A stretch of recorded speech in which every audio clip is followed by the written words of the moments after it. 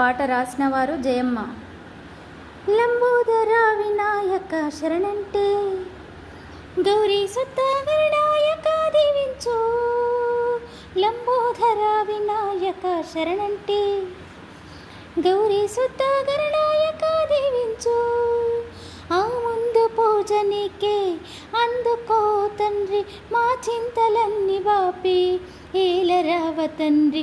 నీ చల్లని చూపుల కంతులు మాపై కురిపించు. సంతోషపడద మా ప్రాణమే నిజంగా. లంబోదర వినాయక శరణంటే గౌరీ సుత గణనాయక దీవించు.